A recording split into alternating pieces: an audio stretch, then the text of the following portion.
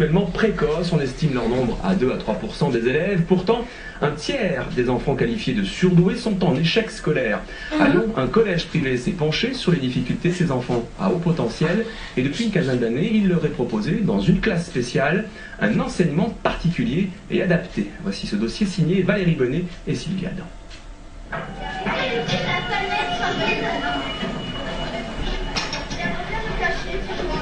C'est une classe un petit peu particulière, c'est les enfants précoces, ceux qui sont un peu comme les autres, qui n'ont pas la même manière de fonctionner. Là, on a tous une spécialité dans un domaine, soit on écrit mieux, on comprend plus vite les choses. Il y en a qui croient qu'on est des langues d'intello, mais en fait c'est pas vrai, mais comme les autres, c'est juste qu'on apprend plus vite que les autres, quoi.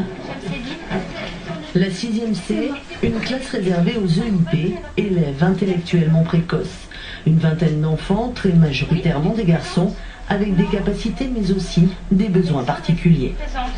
Non, les élèves qui n'ont pas donné. Alors, fulgurance, c'est évident, c'est-à-dire qu'on est toujours frappé par le décalage entre parfois l'impression qu'ils donnent de ne pas être attentifs, de ne pas être avec nous, pas intéressés, de ne pas avoir pris en note ce qu'il aurait fallu, et parfois d'avoir raté des évaluations, donc on se dit mince, c'est pas passé, et finalement la capacité qu'ils ont quand même d'avoir fait du lien et d'avoir entendu et compris les choses, sans être toujours capable pourtant de faire la preuve de ce qu'ils ont compris. Ici, le choix a été fait d'une classe spécifique pour prendre en charge ces enfants dits autrefois surdoués, mais paradoxalement parfois en situation de fragilité scolaire.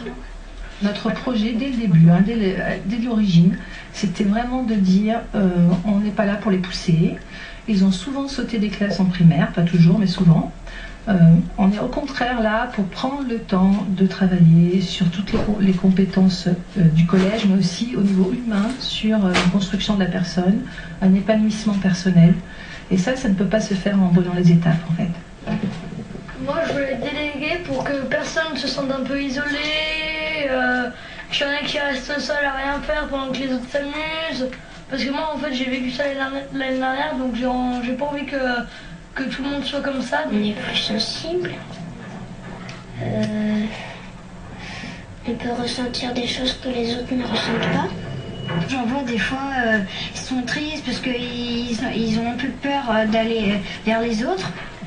Ils ont un peu peur, alors moi je me dis qu'il ne faut pas qu'ils aient peur. Alors je voulais déléguer pour aider les autres à plus être dans un groupe. 4. Voilà. C'est la 13e rentrée pour la 6e C dans les murs de ce collège privé sous contrat avec l'État.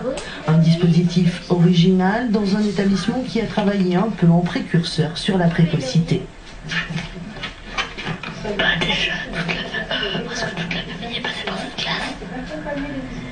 Et puis, il y a des années, je m'ennuyais un peu. Je connaissais déjà un peu tout. Et puis là, comme par magie, ça va déjà mieux. Donc... Les parents de Corentin ont vite mis un nom sur les capacités de leur petit dernier. Pour son frère aîné, aujourd'hui absent car en école d'ingénieur à Saint-Étienne, les mots ont en revanche pris plus de temps. Dans le compte-rendu du psychologue pour le test de Guillaume, le mot de précocité n'est absolument pas cité. Alors qu'il avait un Q de 146, donc il était largement dans le créneau. Le diagnostic de précocité est désormais indispensable pour intégrer la 6e C du collège Fénelon. Il ne s'agit pas pour autant d'une classe élitiste. Je pense que ce qui nous plaît, c'est le fait qu'on n'en fasse pas des bêtes de foire. L'idée, c'est pas de les mener au bac à 14 ans. L'idée, c'est de leur faire découvrir, de profiter de leur précocité pour les nourrir autrement. Un film lumière est long de 17 mètres. 17 mètres de film. Régulièrement ainsi, dans leur emploi du temps, une semaine particulière. C'est une semaine qui s'appelle Oxygène parce qu'on n'a pas de cours, mais on fait que des sorties. C'est trop bien. Et on apprend plein de choses. Ça nous permet de développer de nouveaux sens. On se sent bien, quoi. Ça nous permet de faire autre chose que des cours. Z2O, en grec ancien, zoon, ça veut dire animal. Toutefois, les guides ont pour consigne de suivre un rythme adapté. Effectivement, on leur demande d'aller assez vite, c'est-à-dire de donner les notions essentielles à un rythme soutenu. Parce que sinon les élèves décrochent et s'ennuient. C'est un peu particulier à leur fonctionnement en fait. Retrouver un goût d'apprendre parfois perdu, et souvent tout simplement se faire des copains. La socialisation est un enjeu important pour ces enfants presque comme les autres, mais pas exactement. Un coup de chapeau à deux athlètes régionaux, Frédéric Dufour de Villefranche.